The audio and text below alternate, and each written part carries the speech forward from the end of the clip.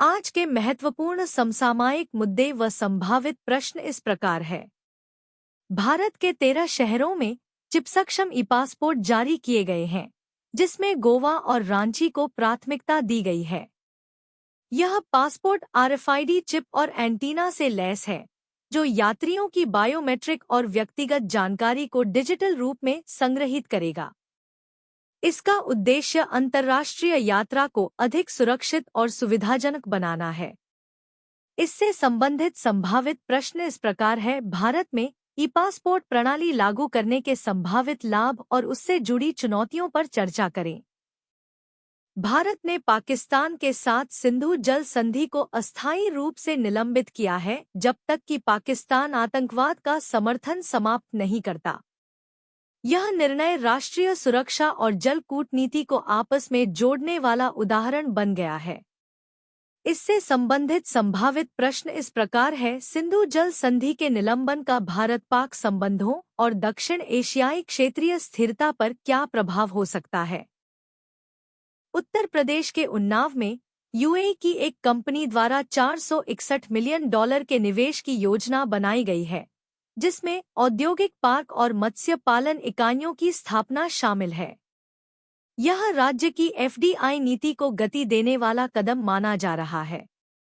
इससे संबंधित संभावित प्रश्न है, राज्य स्तर पर विदेशी प्रत्यक्ष निवेश को आकर्षित करने के लिए कौन सी रणनीतियां प्रभावी हो सकती हैं? राज्य सरकार द्वारा शहरी क्षेत्रों में वरिष्ठ नागरिक केंद्रों की स्थापना की जा रही है, जो बुजुर्गों के लिए एक सामाजिक और देखभालपूर्ण वातावरण प्रदान करेंगे। इन केंद्रों में मनोरंजन, स्वास्थ्य जांच और परामर्श की सुविधा होगी। इससे संबंधित संभावित प्रश्न इस प्रकार है। वरिष्ठ नागरिकों के लिए शहरी कल्याण नीतियों के सामाजिक और प्रशासनिक प्रभावों का विश्लेषण करें। भारत सरकार विदेशी तेल कंपनियों को अंतर्राष्ट्रीय मध्यस्थता की अनुमति देने पर विचार कर रही है, जबकि घरेलू कंपनियों को भारतीय मध्यस्थता तंत्र में बनाए रखा जाएगा। इससे विदेशी निवेशकों को अधिक कानूनी सुरक्षा मिल सकती है।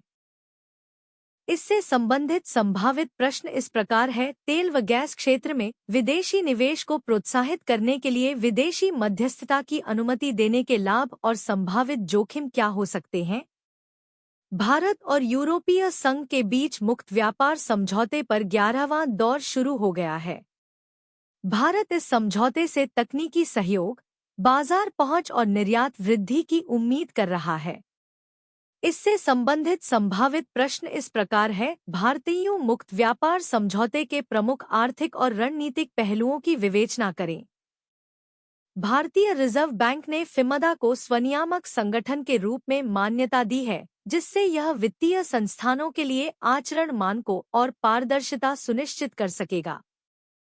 इससे संबंधित संभावित प्रश्न इस प्रकार है। भारतीय वित्तीय बाजारों में स्वनियामक संगठनों की भूमिका और उनकी उपयोगिता का मूल्यांकन करें।